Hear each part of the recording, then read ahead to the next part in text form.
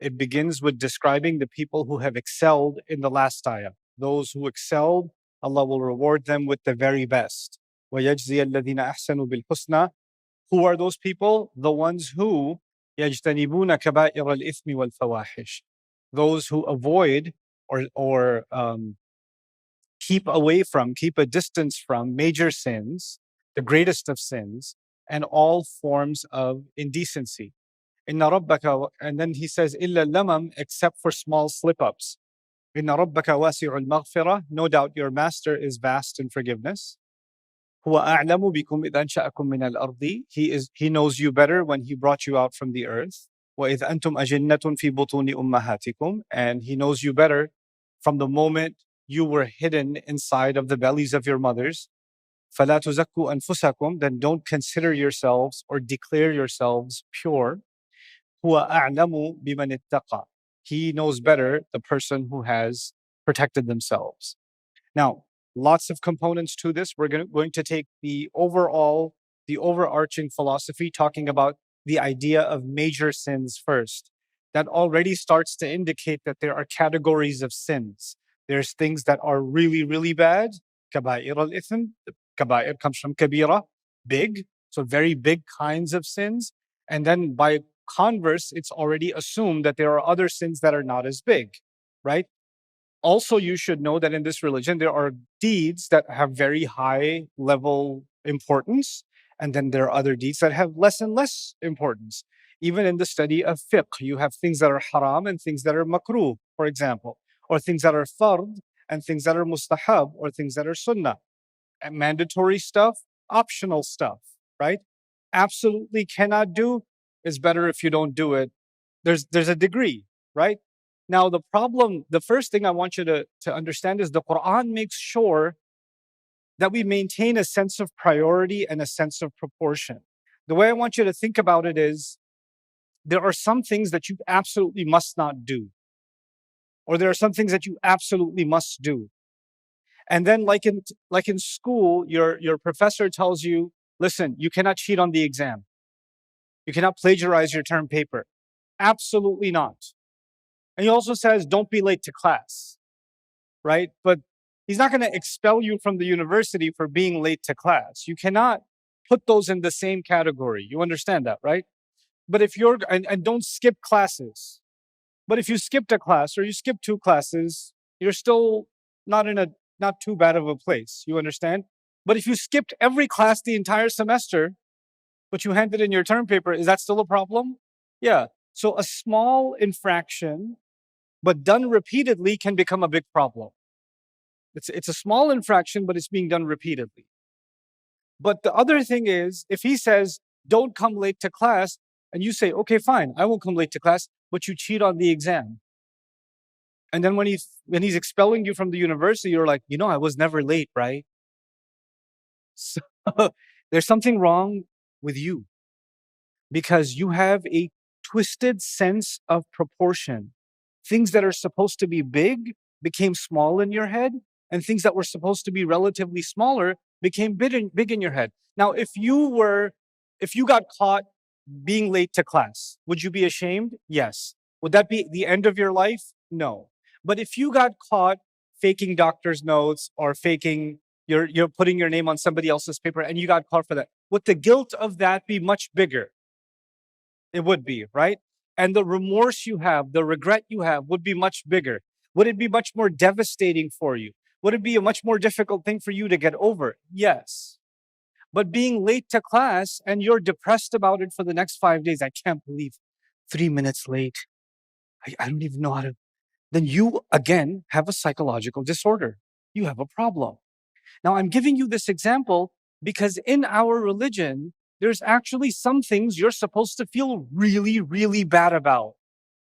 Like if you did that, you're supposed to feel really bad about that. Those are the kaba'ir al-ithm. Those are the major, major sins. Then there are other things. Oh my God, I joined the jama'ah late for Fajr. Oh, I missed my sunnah prayers. Oh, I walked into the house, but with my left foot. I forgot to say Bismillah before I ate the burger. Or whatever. Something, small infractions, yes? When you start obsessing over those, then you lose sense of proportion.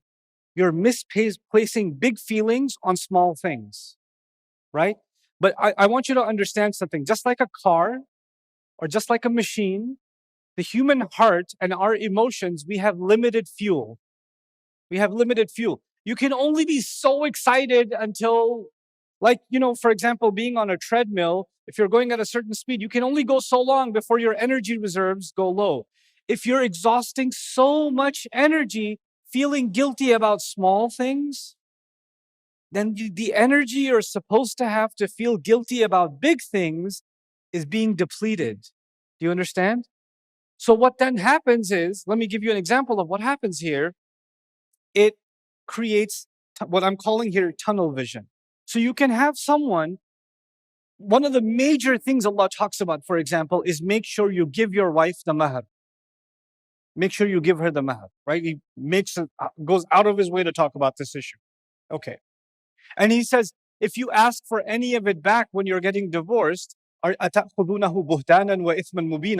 you taking a serious allegation on yourself? Are you incriminating yourself by even asking for it back? The mahar you had given in case of a divorce? Okay. Now you have a person who's never even given the mahar. He's never even given the mahar. But he's losing his mind because if somebody's holding their hands the wrong way in salah, too high or too low, or somebody's scratching their face, or somebody's jeans are too low and they're going below their ankle, and they're like, this guy doesn't understand the sunnah. You call that a beard? And they're really particular about certain things, and it's a really big deal to them. And they won't go to somebody's house. I'm not sure if they eat dhabiha or not. I don't know. They're Muslim, but are they Muslim with a capital M or lowercase? I don't know. So we can't be sure. Let's find out where they get their goat killed from first. Right? But the same person is completely okay eating the haram money that was supposed to go to his wife. No problem. No problem. You know what that is? A twisted sense of what? Proportion. These ayat, then when Allah says, the people who excel, they stay away from major sins. What does that tell you? They're vigilant, they're on guard about the right major things. And even though the smaller things are important, they're valuable, they don't get lost in them to the point and get obsessed with them to the point where the major things they're supposed to be dealing with are now getting lost.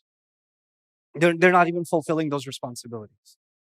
So the same way, there's lots of small deeds. The second issue, lots of small good deeds used to mask the seriousness of major bad deeds. This is again a twisted sense of proportion. A person says, listen, I know that's haram, but Allah is forgiving. And Allah is so forgiving. I'm so blessed. I get to do so much sadaqah in Ramadan, and I fast every Monday and every Thursday, and I do this and I do, and you've got lots of small good deeds going on, and you're secretly helping somebody get a job, and you're giving charity, and you're volunteering, and you're donating blood, and you're all this stuff. But all this stuff is really good. It feels good to do good things, but it's masking that something of the kaba'ir is actually going on. Yeah, I own like 4 liquor stores, but I use the money for a good cause. I go to Hajj every year with beer money, you know? So I don't drink it. I just drink the Zamzam when I go there. So you know, you still have a drinking problem, you know? So what happens then is when you have this twisted sense of proportion, you try to compensate for that in your own ways. You tell yourself, hey, listen, I know I'm messed up and I'm doing some kaba'ir al-ithm, but because I'm doing these little good things, it's not like Allah's not going to count any of it. So you're assuming that's how it works. And you're hoping that because you love to do these good things, but you also love to do these major sins, that you can hold on to all of the stuff that you love and not step out of your comfort zone. وَمَا تَهْوَى الْأَنفُسِ. The concepts of these ayat are intertwined with each other. كِتَابٌ أُحْكِمَتْ آيَاتُهُ. A book whose ayat are stitched together with each other. Then, if you stay long enough in the twisted sense of proportion, your religion entirely, you call yourself a Muslim, but it's a totally different religion. It's not the same religion anymore. Because our religion is defined by what is the priority and what is not, actually. يُنَبَّأُ الْإِنسَانُ يَوْمَئِذٍ بِمَا قَدَّمَ وَأَخَّرَ. Human beings will be informed on Judgment Day. What did they make a priority and what did they delay? So whatever's not as priority has to get delayed. When small things become your priority, that means big things get delayed.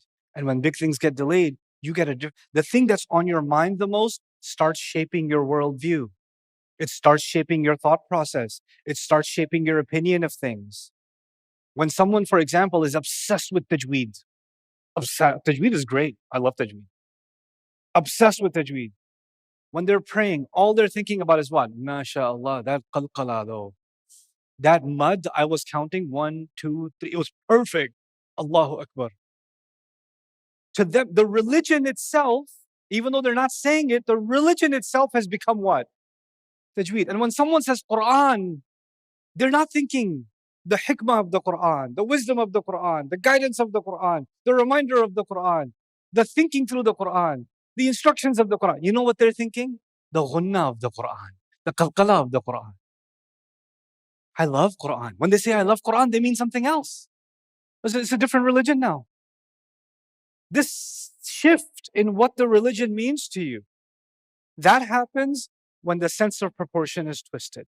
The essence of Islam is redefined. But then the scariest part, when all sins are deemed equal, when the small and big becomes equal, then I wrote here the floodgates open. Let me tell you what that means.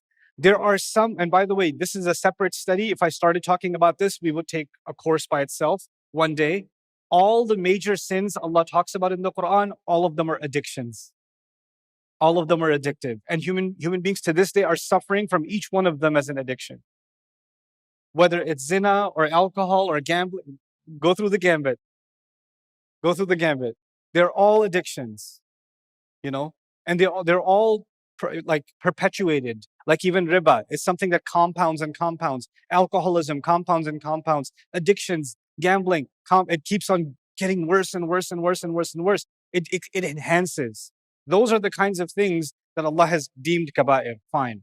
Your problem, you cannot protect people from the truth and say if they find the truth, they'll use it the wrong way. Listen, if somebody wants to use something the wrong way, they can even use the Quran the wrong way. And people have. يُضِلُّ بِهِ كَثِيرًا وَيَهْدِي بِهِ كَثِيرًا. They've used it. The Quraysh even used Surah Al-Najm the wrong way and said, oh, Lat, Manat, and Uzza are legit. So this logic that somehow we have to protect the people and not tell them that this is not black and white because otherwise they will be fitna. Look around you, bro. How much more fitna you want before you say we're protecting them from fitna? What planet are you living on?